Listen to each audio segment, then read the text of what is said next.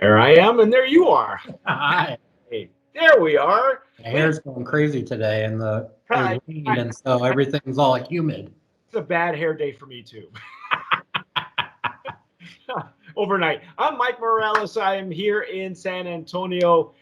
You are watching and listening to Sipping Off the Cuff on Tequila Aficionado Media on all of our networks.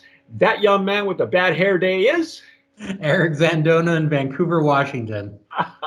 Eric. I hope you don't mind. I keep throwing you all these exotic.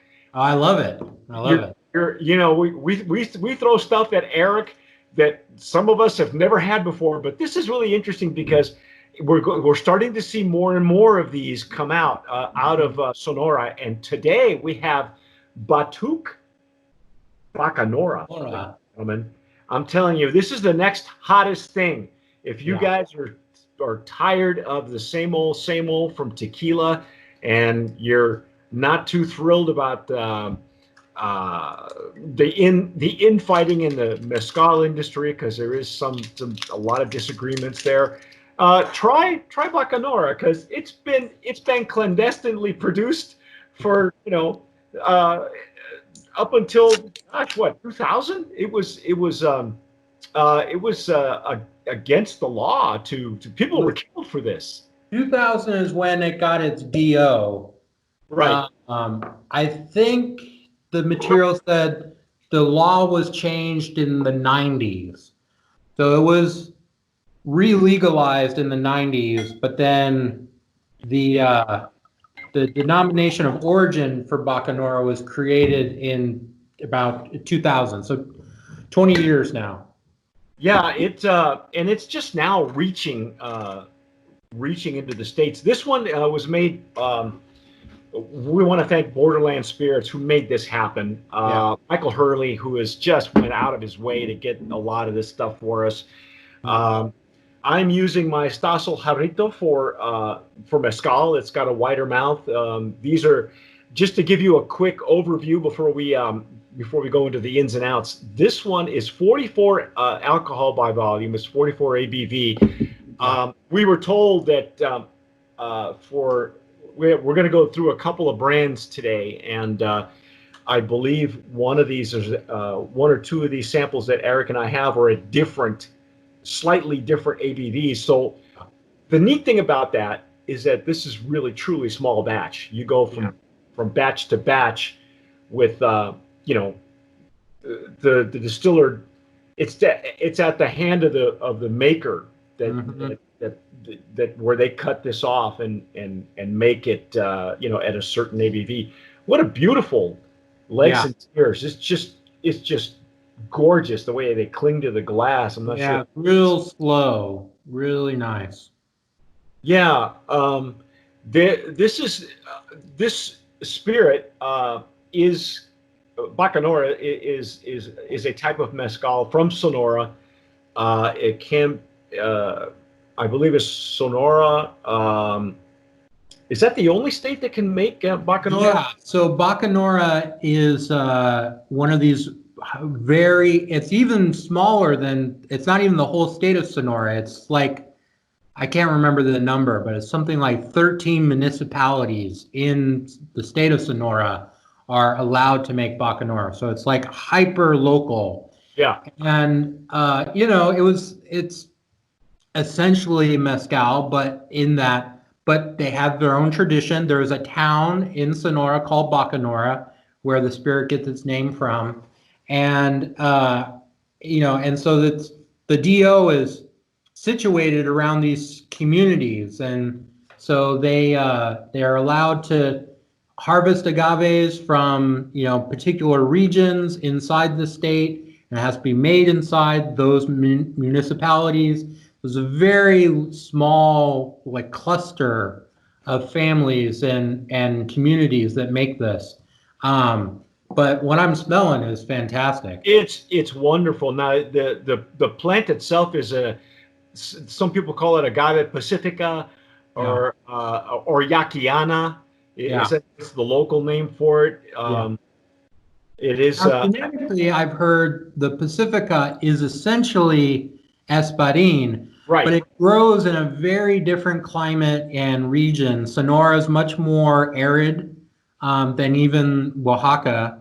And so the plant, it tends to be different. And so it expresses its flavor a slightly different way. It really does express its terroir when you Yeah. think about the Sonoran Desert. By the way, Borderland Spirits claims that this is the northernmost state, right up against the border with Arizona, Yeah. and it is he considers it, or should be considered, Arizona's mezcal. I mean, you can't even Yeah.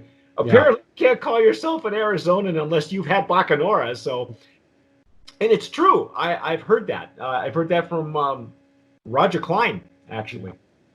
Well, Uh, I've seen some photos of in Tucson, people's little clandestine distilleries yeah, making moonshine in their backyards from agave. So it's true. It's true. When I lived in New Mexico, I ran into a guy. I was demonstrating some tequilas for a wine house, and their warehouse foreman, was part of the group, and he said, "My family makes Bacanora," and I go, "Where?" He goes, "In Arizona."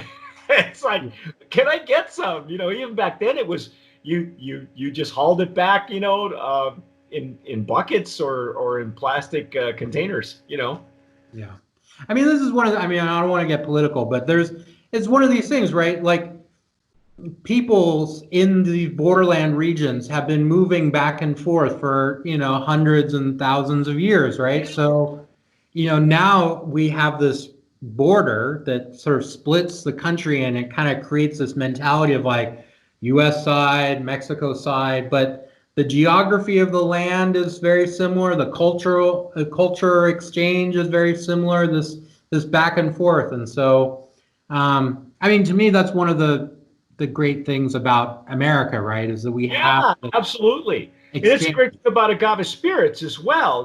There's a it's almost like the lines of a rainbow. You can't really tell where one color starts and another one ends. And Yeah, and really that's how you want it. That's how you want it. And yeah, I don't know about you, but this is glorious. This yeah. It whole has a really like interesting lactic character to it. It's like slightly cheesy. I was Um, gonna say that right at the yeah, beginning when I opened it. It was like a I don't want to call it a Oaxacan cheese, but it's kind of uh, a dry cheese of some sort. yeah, yeah.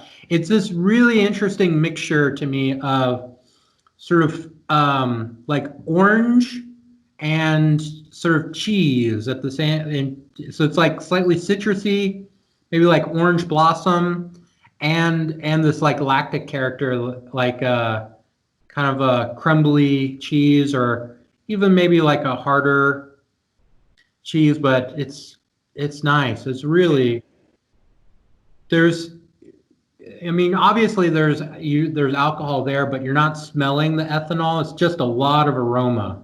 Now I understand that this particular one is I believe, stop me if I'm wrong. I believe this is a blend of pit roasted and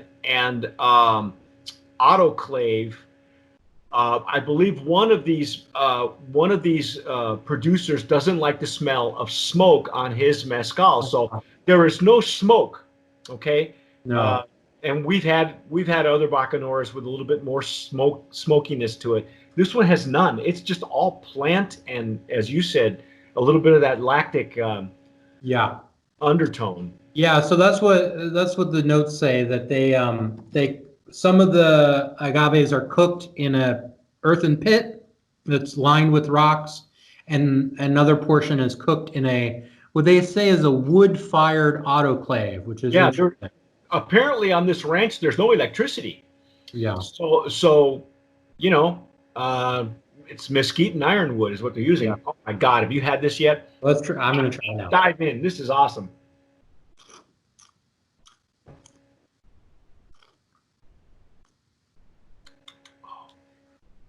Mm. That's Oh, nice. wow. Oh yeah. That's got It's a some little crunch. thinner on the palate than I was expecting.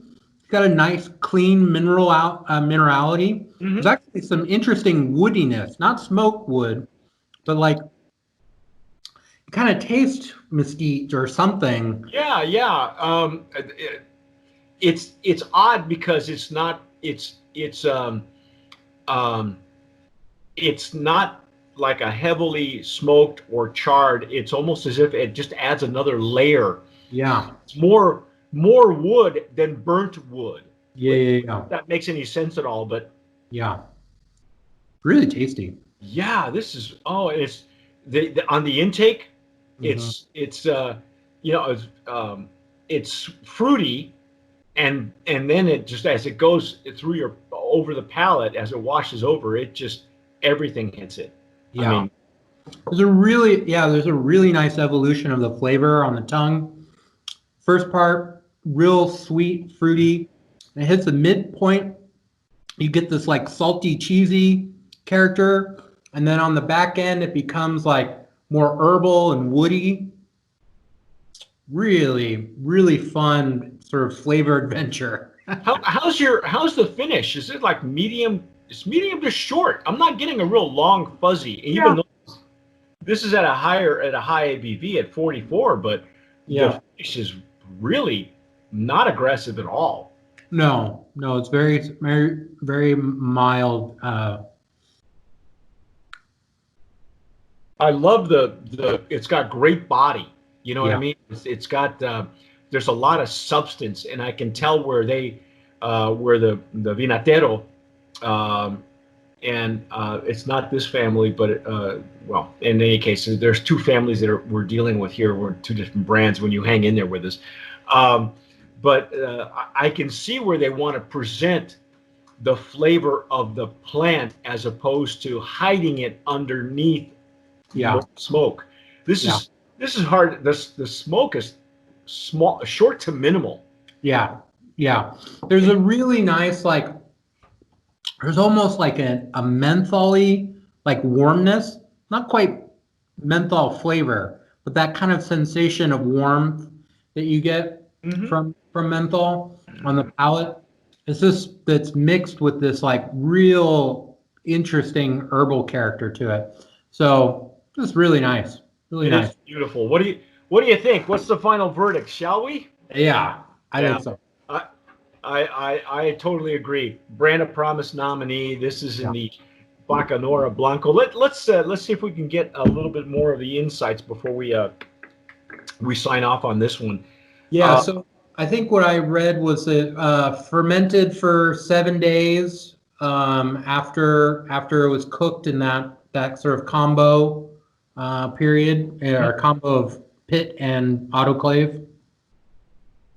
uh, this is Batuq Bacanora is the home is San Pedro de la Cueva, and I think this is going to be important, like it is in Mezcal, where where you're Yeah. trying to find the town and the city where the vinatero, which is the master distiller, is from, Mhm. and I believe this one.